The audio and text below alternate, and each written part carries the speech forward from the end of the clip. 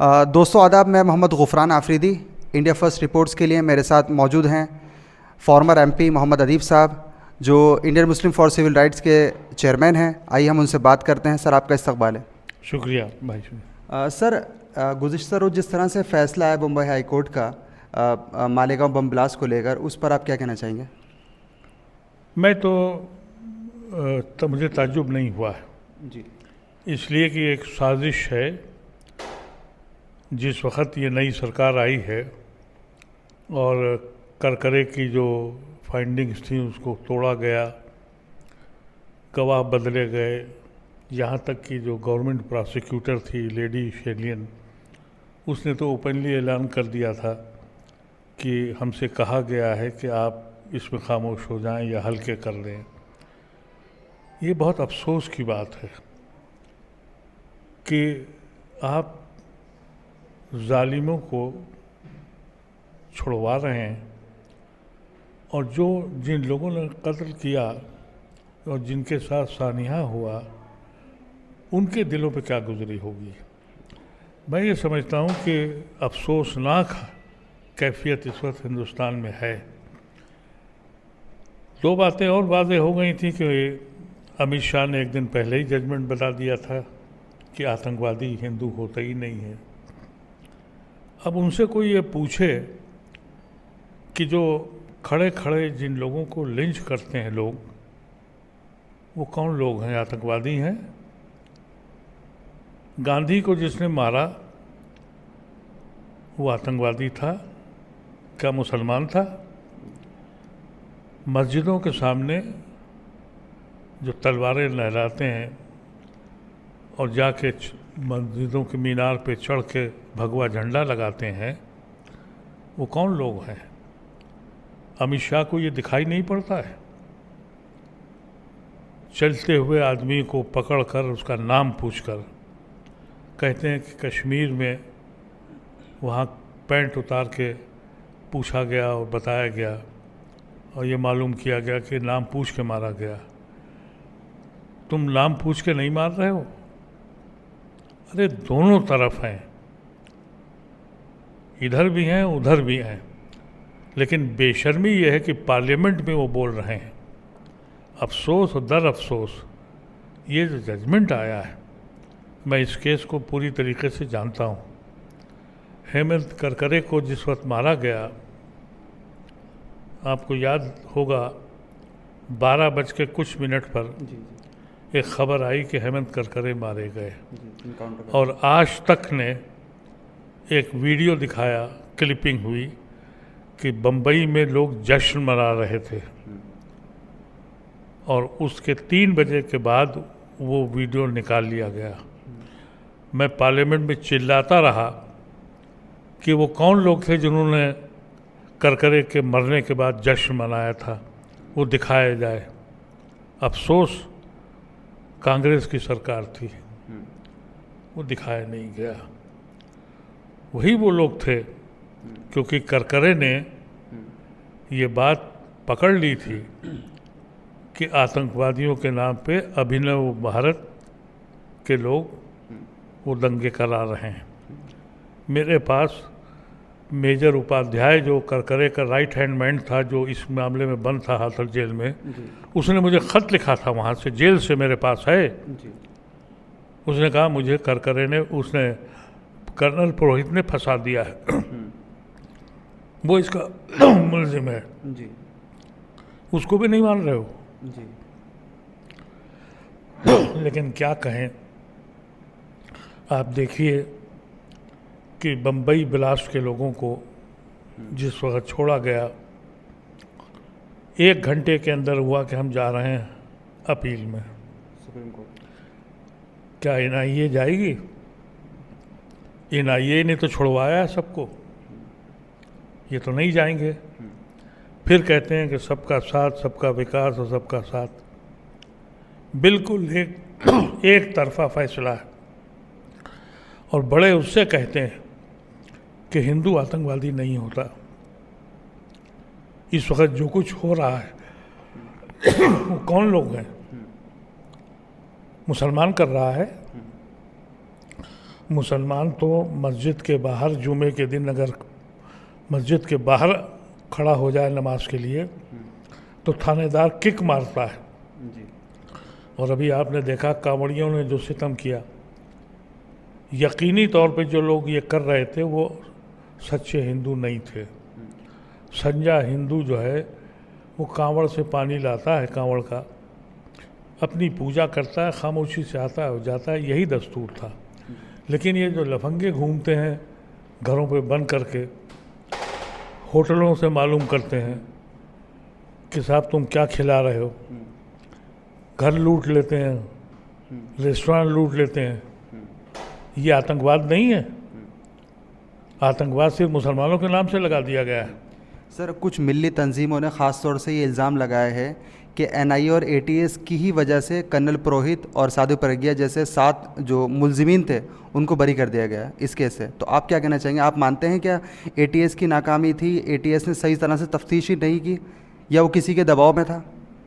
दबाव तो ऐसा था, ये रघुवंशी उस वक्त एटीएस का चीफ था करकरे के बाद।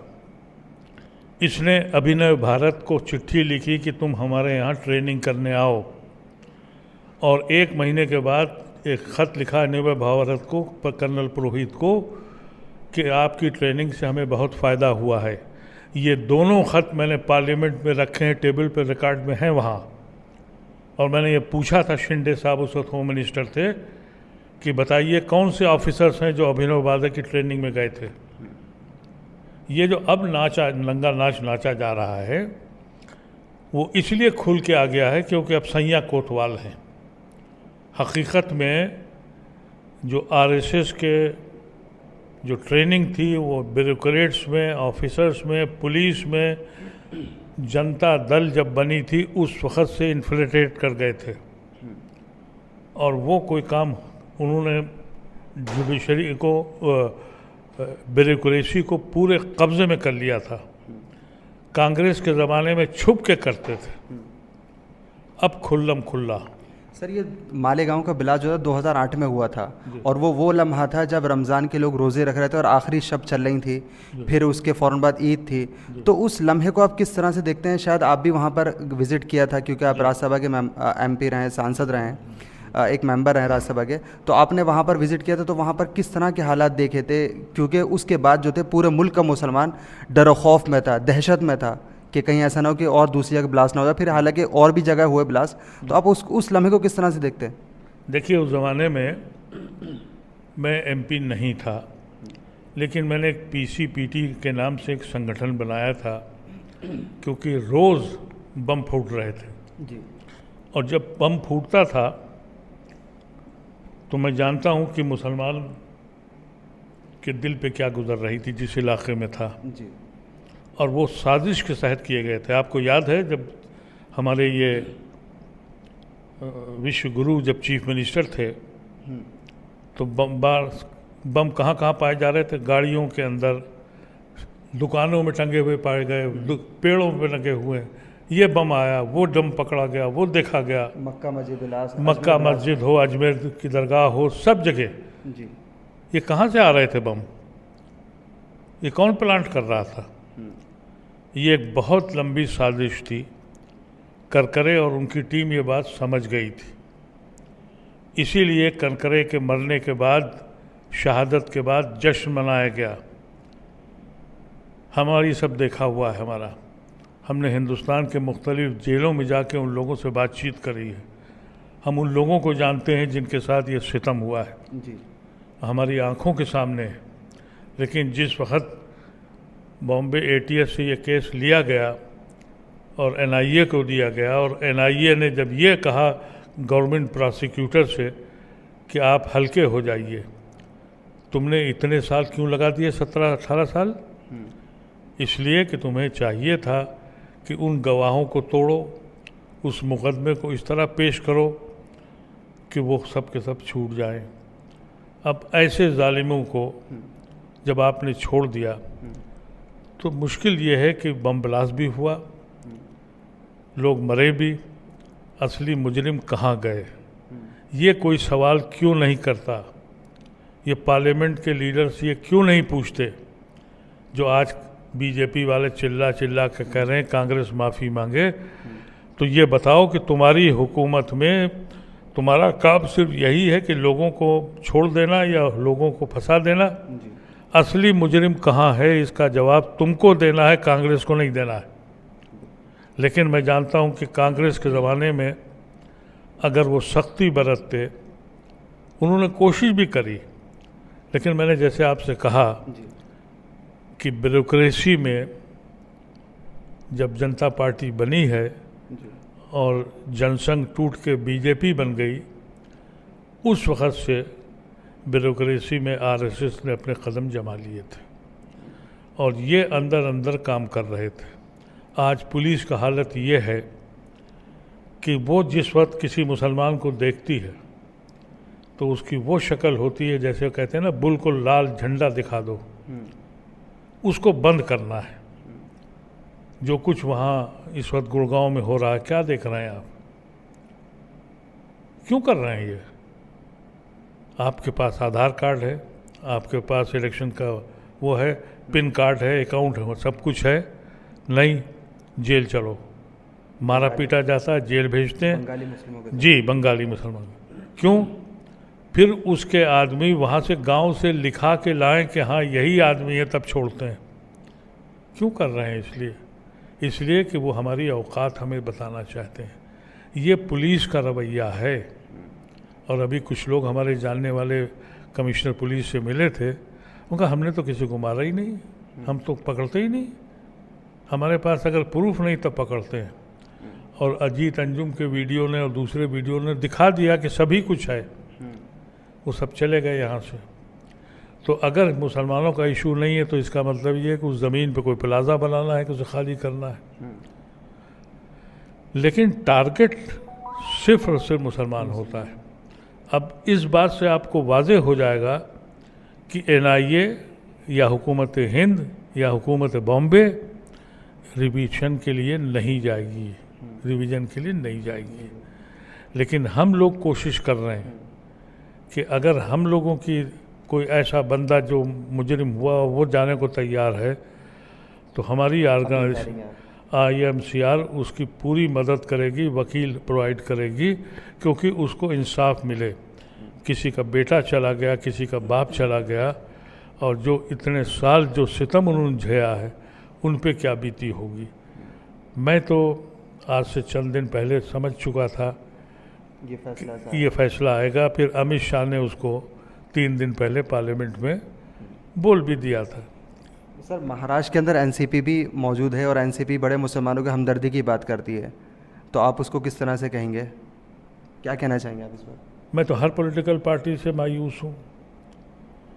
एक गुंडा पार्टी है जिसने खुलेआम हमारे साथ सितम कर रही है, लेकिन जो अपने को सेकुलर पार्टी कहते हैं, क्या उनमें इतनी जुर्रत रह गई कि मुसलमान के नाम से बोल सकें हम पे सितम होता है? कभी ये कहा गया कि मुसलमान पे सितम हो रहा है?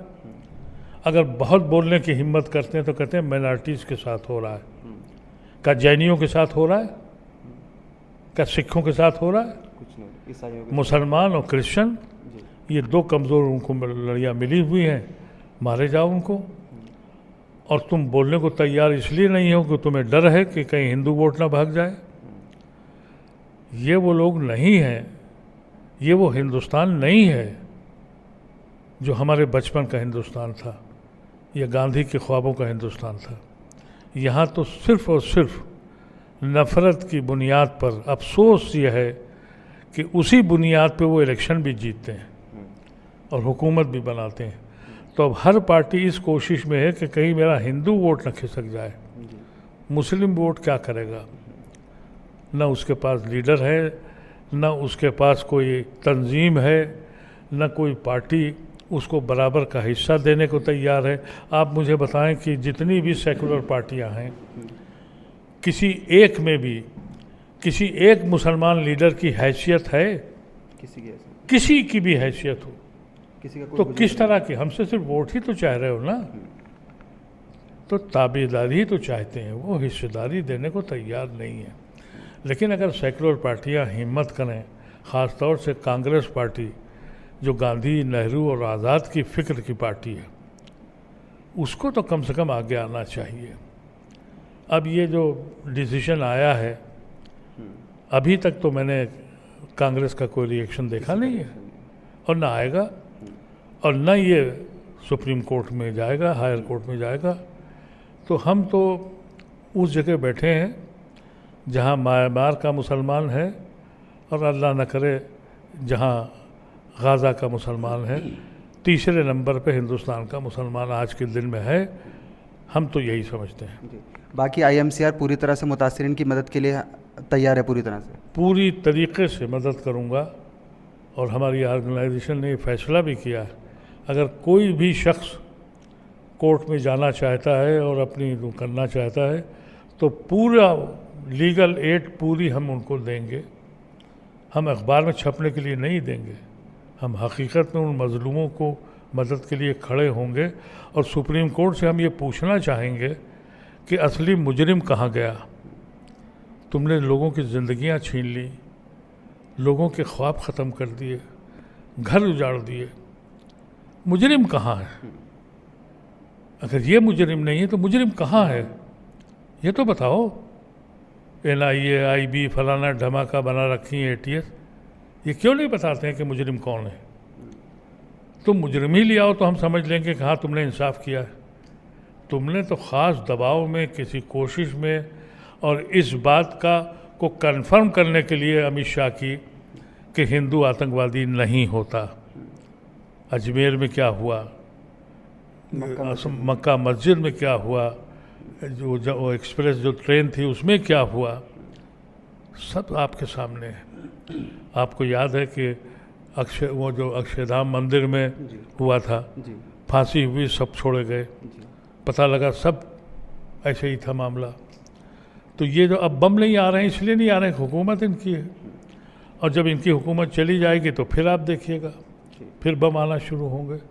ये बात सबको मालूम है, चाहे वो हिंदू हो, मुसलमान हो, किसी पार्टी का हो, दोनों जगह आतंकवादी थे, दोनों को हमें कंडम करना चाहिए। इतनी हिम्मत होनी चाहिए। जिसने आतंकवाद किया है, चाहे वो हिंदू हो या मुसलमान हो, हमें उसकी मुखालफत करनी चाहिए। और हमारा दिल यकीनी तौर पर यह कहता है कि ये लोग जो छोड़े गए हैं ये सब के सब मुजरिम हैं, ये मेरा यकीन है। बहुत बहुत शुक्रिया मोहम्मद अदीब साहब। ये थे मोहम्मद अदीब साहब, फॉर्मर MP, जिनका साफ कहना है कि IMCR मालेगांव के जो बिलास में जो मुतासिरीन थे उनकी पूरी तरह से मदद करेगी, लीगल एड के ज़रिए उनकी मदद की जाएगी। वो हम लोगों से रब्ता कर सकते हैं और उन्हें हर तरह से इंसाफ दिलाने के लिए पूरी तरह से कोशिश की जाएगी। दिल्ली से Mohammad Gufran Afridi, India first report के लिए बहुत शुक्रिया। स्टूडियो वाले डिबेट करते हैं, हम ग्राउंड पे सच ढूंढते हैं। This is India first reports.